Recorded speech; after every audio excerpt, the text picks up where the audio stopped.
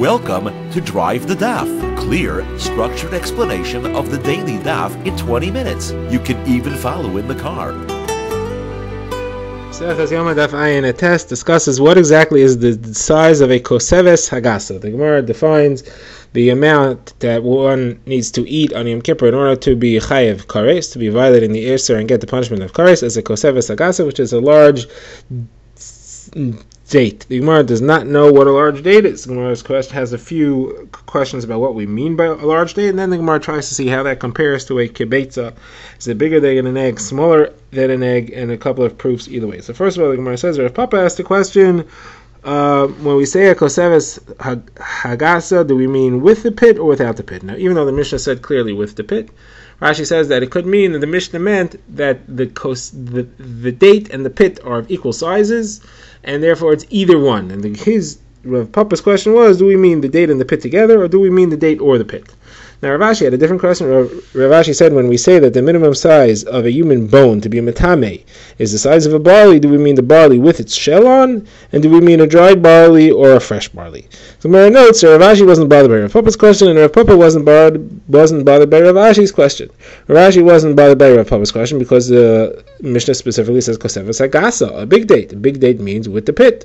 And Rav Papa wasn't bothered by Rav Ashi's question because it says a se'ora. The Mishnah describes a barley, calls it a se'ora. If it doesn't have its shell on, it's not called a se'ora. If it is moist, it is not called a se'ora. If it's moist, meaning if it's fresh, then it's called shibolis, not se'ora.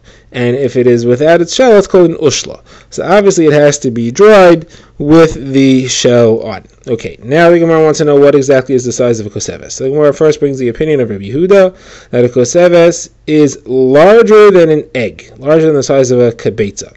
Now what's the reason that this is the size? The Gemara says because the Torah doesn't say you're not allowed to eat on Yom Kippur. The Torah says you're not allowed to be satiated on Yom Kippur. You're not allowed to, you have to be oppressed. A person loses the pain of oppression when he eats the amount of a koseves, which according to Rabbi Yehuda is slightly more than the size of an egg. That is how we define it. It's not that you're eating that the Isser is, it's that you've eaten enough to take away the feeling of oppression. So now, the Gemara says that there was an incident that happened, and this is going to be a kasha. Now we have a kasha on Rabbi Yehuda's opinion. Rabbi Yehuda said that a koseves is more than an egg. So the kasha is as follows from Hilchos Sukkah, and now we're actually going to go into Hilchos Sukkah a little bit.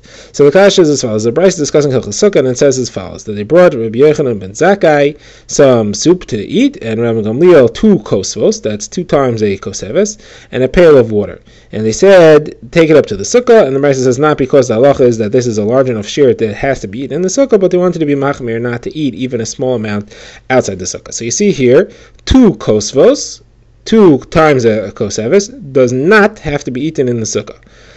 Next, the Brisa says, when they gave Rav Tzadok less than a kibetza, he ate it outside the sukkah, and it didn't even wash, and didn't say brechas hamazon on it. So Gemara says, so you see, the less than a kibetza, he ate outside the sukkah. But that implies, had it been a kibetza, had it been the size of an egg, he would have eaten it in the sukkah. That means an egg has to be in the sukkah. But 2 kosvos could be eaten outside the sukkah. Now, if 2 kosvos could be eaten outside the sukkah, it's obviously less than an egg. And therefore, you can't tell me that 1 koseves is greater than an egg. So Gemara says, no, I will tell you that 1 koseves with the pit is greater than an egg. Here we're talking about 2 kosvos without the pit. 2 kosvos without the pit is less than an egg. 1 koseves with the pit is greater than an egg because the pit is actually greater than the size of the meat part of the date itself. And therefore 1 koseves with a pit in it is greater than an egg, or 2 kosvos without the pit is less than an egg. Says the Gemara, this is very similar to what people say, that if you have a kav, a measure of dates, you have more than, if you have 2 kavs of dates, you have a kav and then some of pit there, because it's more than half the size of the pit itself.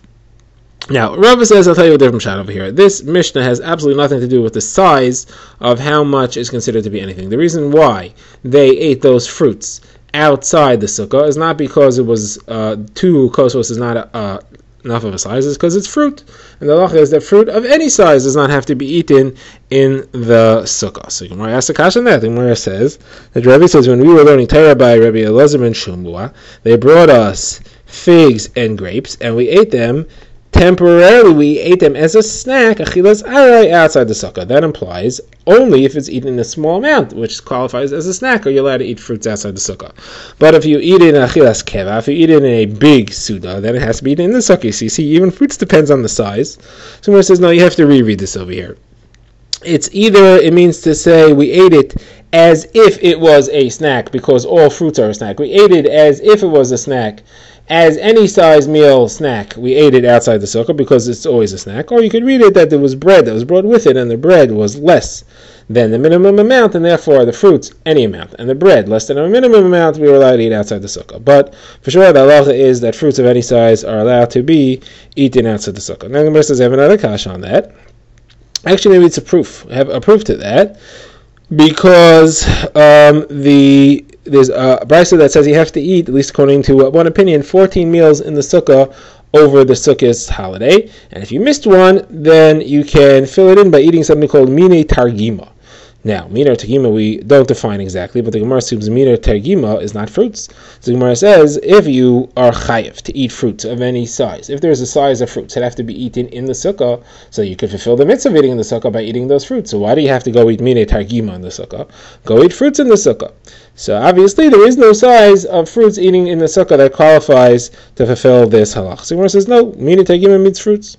Now there's a machlokas Rishonim what mina targima is. It could be other types of grains, could be mizonos, other types of things. But this Gemara here wants to say, perhaps mina targima is a type of fruit. Or the Gemara says, I'll give you another answer. We're talking about a place where they didn't have fruit, and that's why they had to eat mina targima in order to be yotza the 14th meal that they missed out. Okay, now this is all the opinion of Rabbi Yehuda, that a koseves is more than an egg. Now the Gemara brings the opinion of Rabbi Zvid, who says that a koseves is a koseves agasa, which you mentioned in the Mishnah, is less than an egg. What's the source for that? Comes from a statement of Beis Shammai. Beis Shammai is discussing the minimum size to be over an isser of chametz. Now there are two types of chametz. There's se'or and there's regular chametz. Chametz is just regular chametz, regular leavened bread. Se'or is a sourdough that actually has enough yeast concentrated in it to be able to cause other doughs you put in it to rise. Now, Beis Shammai says that the minimum size to be over the isser of se'or is a kezayis, and the minimum size for chametz is a koseves. So he says, what's Beis Shammai's reasoning? Beis Shammai's reasoning is that if they were the same size, then the Torah should just write chametz. Then I would know that if chametz you violate the Isser, se'or you certainly violate the Isser. Se'or is even heavier chametz than regular chametz. Obviously, the reason why the Torah has to write them both is because they have different sizes, and it has to tell me chametz because it's a bigger size, and it has to tell me se'or because it's even a smaller size. So the Gemara says, now let's analyze this. That means that all Beis Shammai had a proof was that chametz has to be a bigger size. Chametz, the Isser of chametz has to be a bigger size than se'or. So for se'or he used the classic size kezayis. That's the classic size of all isurim, all eatings, all everything, all around Shas is always a kezayis. But he knew that chametz has to be a bigger size. That's why chametz and se'or are written separately. So if he's looking for a bigger size, why don't you just go to a kibetza? Why to go to a koseves? Obviously, koseves is smaller than a kabetza, and it's the next size up from a kezayis, and that's why he talked about koseves and not kibetza, and therefore that's our proof that a koseves has to be smaller than a kibetza. So the Gemara says, not necessarily. Maybe I'll tell you that a koseves hagasa is greater than a kibetza.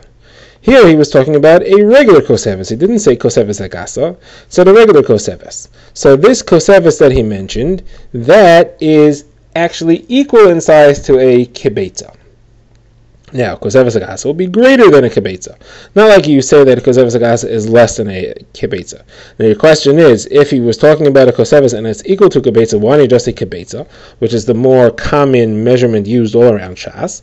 He could have. He just chose one of the two. That really koseves and a kibetza are the same, and koseves agasa that's mentioned in the Mishnah is larger than a kibetza. So I'll show you another source for this halacha, another source for Rabbi Zvid's halacha, that a koseves agasa is actually smaller than a kibetza. That's from a statement of Rabbi Meir, and the machlokas with Rabbi Yehuda. How much do you have to eat in order to do berachas hamazon? So according to Rabbi Meir, you have to eat a kezayis. According to Rabbi Yehuda, you have to eat a kibetza. So what's the machlokas about? So the Gemara discusses the machlokas. The Gemara says the machlokas is, what does the Torah mean when it says v'yachalta v'savata? According to Rabbi Meir, V'achalta means you have to eat a kezayis. V'savata is drinking. So achalta you have to bench on a kezayis. Savata, drinking. So v'achalta, therefore the minimum amount to have to bench is a kezayis. That's Rabbi Meir's opinion. Rabbi Yehuda says no. V'achalta you have to eat. V'savata means you have to eat more than just a kezayis. You have to eat enough to actually make you full. So therefore, a kabetza is the amount you have to eat because that's the amount that makes you full, and that's what you need to bench. So now the Gemara says, so you see that a kabetza makes you full. Now, what was the size of a koseves for? It was supposed to make you not feel starved. Supposed to make you not feel the pain of hunger. Obviously, that has to be a smaller size than a kabetza, because a kabetza is already making you full. It's got to be less than that. So the Gemara says, Drive the Daf is a project of the Grand Woodlands Shul and is presented by Rabbi Yitzchak Landa. Find us on YouTube or subscribe to daily emails by emailing drivethedaf@gmail.com.